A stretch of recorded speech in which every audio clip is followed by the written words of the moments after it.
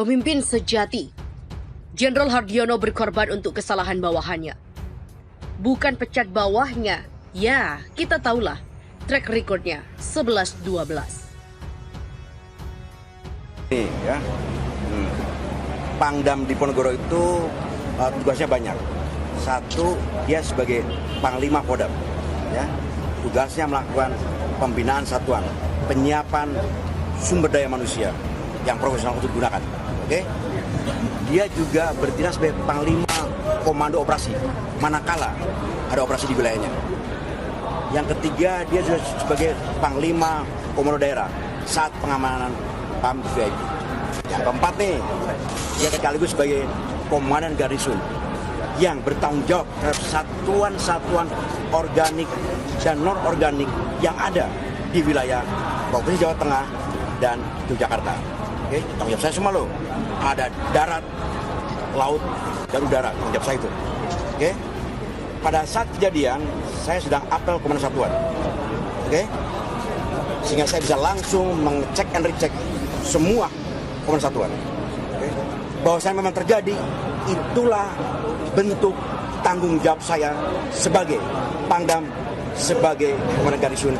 Saya laporkan kepada Pak Kasat. Saya tanggung jawab dalam ini. Oke. Pak, waktu kejadian itu Wow, informasi, update informasi selalu. Hari itu juga. Oke. Tapi kita perlu penyelidikan. Kita belum tahu pelakunya siapa dong. Ya, tahu. Udah deh sekarang gini. Sekarang yang kita perlu bicarakan adalah ke depannya, ya.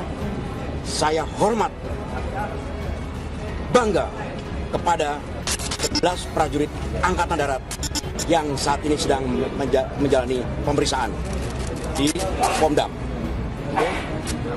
Kebanggaan saya adalah sebagai prajurit, saya pertaruhkan karir, pangkat, jabatan saya untuk 11 prajurit itu. Oke? Itulah bentuk soliditas, ya, yang tidak bisa tergoyahkan. Jiwa Korsa itu begitu loh. Pak, Bapak sendiri udah diperiksa, Pak? Ya, belum tahu aku. Tunggu aja nanti ya. Oke ya. Apa banyak pihak menilai ini terjadi ini wujud ketidakpercayaan TNI pada penegakan hukum yang Enggak. Enggak ya. Sekarang saya mau cerita sedikit tentang jiwa Korsa prajurit ya. Ya, ini penting nih ya. Ini penting nih ya. Begini. Di seluruh dunia, ya, tentara, ya, lahir dari negaranya hanya satu loh, untuk menjaga kedaulatan negaranya, termasuk TNI, ya, sehingga hampir sama wujud jiwa Korsa semua di seluruh dunia, ya, hanya satu, kehormatan sebagai prajurit. Saya dari Letnan 2 sampai Kolonel banyak bergelut dari operasi. Saya ada beberapa kasus yang melibatkan anggota saya gugur di medan operasi. Gugurnya secara terhormat. Saya lihat, saya otopsi, hanya ada beberapa butir peluru yang bersarang di tubuhnya. Bukan dianiaya. Oke? Itulah kehormatan buat prajurit. Oke? Jadi kebanggaan untuk kasus ini apa juga?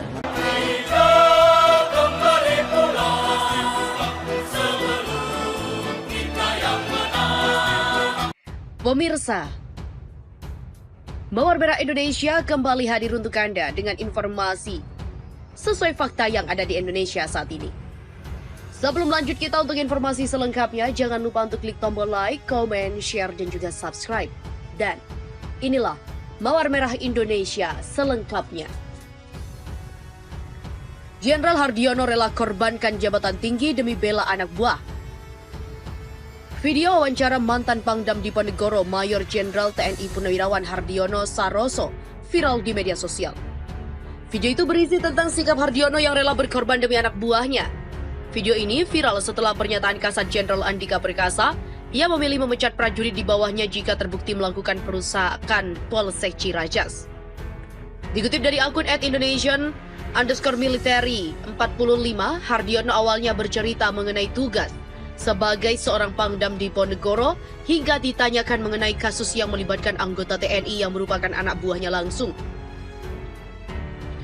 Saya bangga dan hormat kepada 11 prajurit yang tengah diperiksa di Pomat. Kebanggaan saya adalah sebagai prajurit, saya pertaruhkan karir, pangkat dan jabatan saya untuk 11 prajurit itu.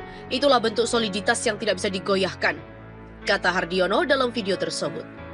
Hardiono menambahkan sebagai seorang pemimpin dia sangat menyayangi semua anak buahnya tanpa kecuali. Saya sayang sekali sama anggota. Prajurit mati untuk pemimpin, pemimpin mati untuk prajurit. Begitulah katanya dengan nada semangat. Sebelumnya diberitakan Kasat Jenderal Andika Perkasa meminta maaf terkait insiden penyerangan di Polsek Ciracas.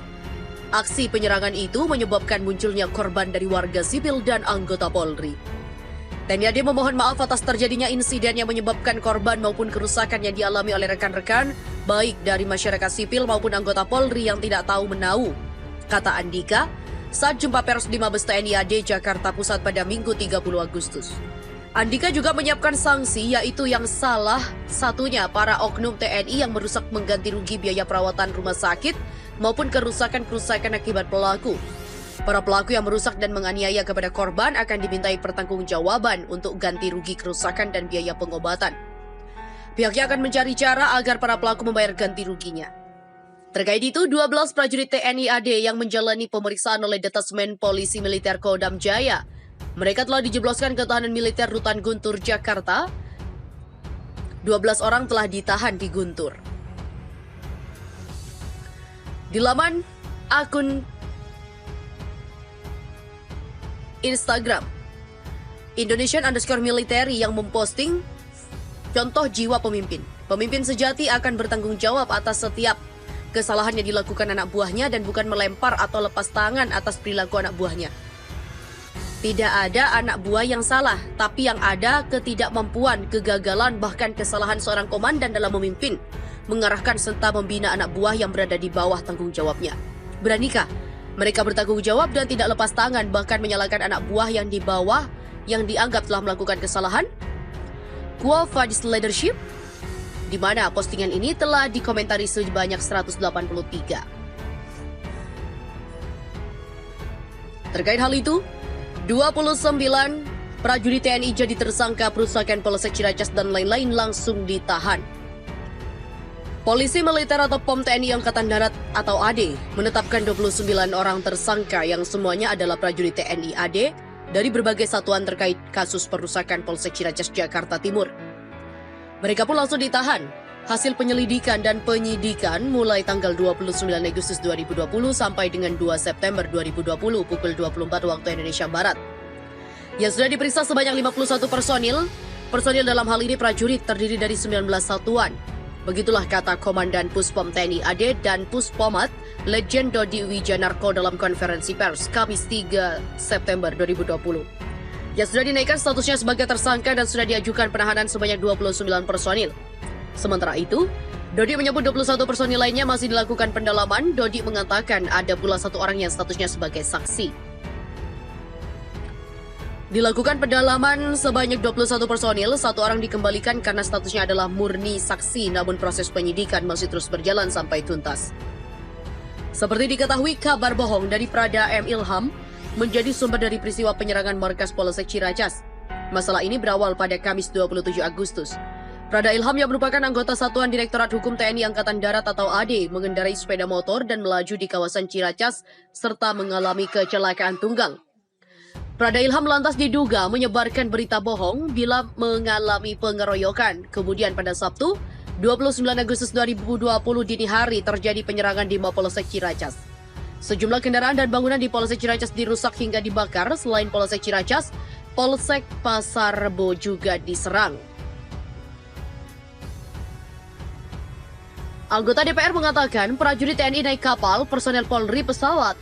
Anggota Komisi 1 DPR dari fraksi PKS Sukamta prihatin dengan kesejahteraan prajurit TNI yang menurutnya jauh di bawah personel Polri.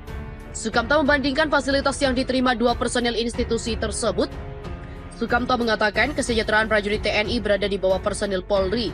Dia mengungkap, saat dinas di lokasi yang sama personel Polri mendapatkan fasilitas pesawat sedangkan personel TNI hanya dengan kapal. Dia menyebut ini berpotensi menimbulkan kecemburuan yang dapat menyulut keributan. Jadi tadi yang satu institusi sama-sama ditugaskan ke Papua dari Jakarta, yang satu naik pesawat, yang satu naik kapal. Iya kan? Perbandingannya begitu. Sebab dia melihat mungkin ada kontribusi pada kecemburuan. Jikapun tahu prajurit itu tidak pernah mengeluh, kata Sukamta kepada wartawan. Sukamta lalu bicara soal tunjangan yang didapat prajurit TNI mulai dari perumahan hingga uang kompensasi.